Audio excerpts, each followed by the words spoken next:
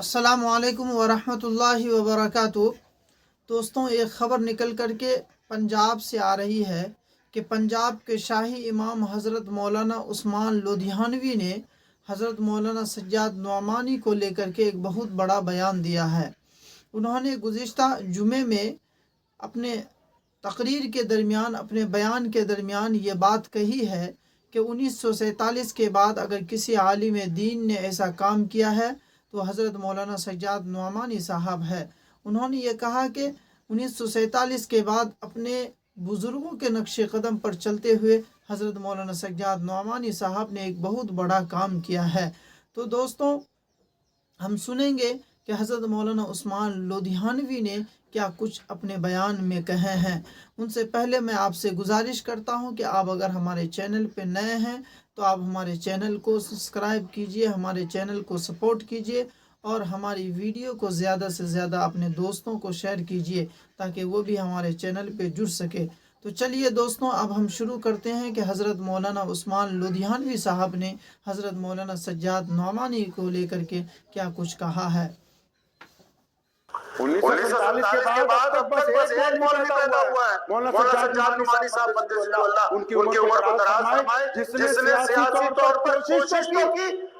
हमारा आखिरी तो है शेख इस्लाम सैयदना हुसैन मदनी साहब रहमतुल्लाह अलैह, रईस उल मौलाना रहमान ध्यानवी रहमतुल्लाह अलैह, अमीरुल मौलाना अबुल कलाम आज़ाद रहमतुल्लाह अलैह, हज़रत मौलाना इब्दुर रहमान शहबाज़ी रहमतुल्लाह अलैह, मुफ्ती आज़म मुफ्ती तबारुल्लाह देहलवी रहमतुल्लाह अलैह, अमीर शरीयत सैयद अताउल्लाह शाह बुखारी, ये सब मौलवी सियासतदान भी थे।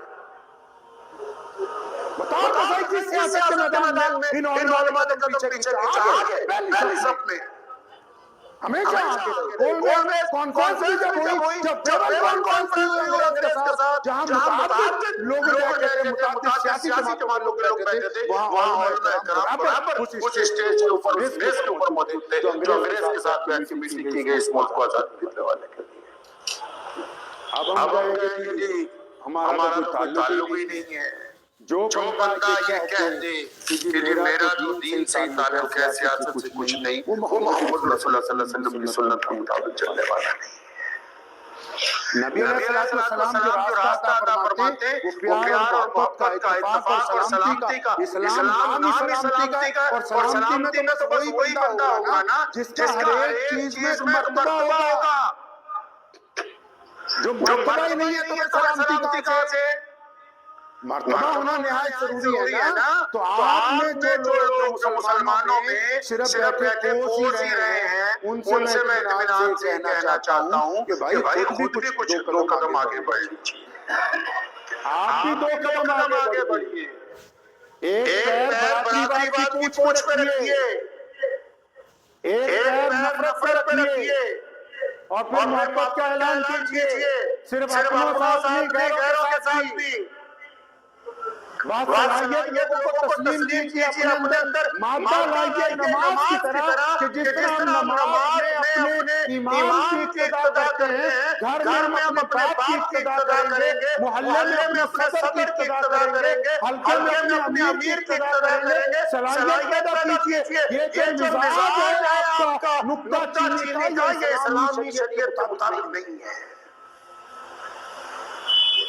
नुक्ता चीनी जो होती है उन लोगों का काम है जो दूसरे को सीधे रास्ते पर ला सकते हैं, लेकिन फिर छोटी छोटी बातों पर इख्तिलाफात पैदा करना, छोटी छोटी बातों पर मुखालफत पैदा करना, सियासी तौर पर किसी को अपना कायद न बनाना, सियासी तौर पर किसी और को आगे ले जाने की कोशिश ही न करना, इसमें हुकूमत का तो कोई कसूर नहीं है। मुल्क की पार्लियामेंट में दरवाजे खुले रखे हैं आपके लिए कि आओ भाई, खींच के आओ, हमारे साथ बैठ के बात करो। आकर हम पार्लियामेंट में तो जाएंगे, हम दोबारा बात करेंगे।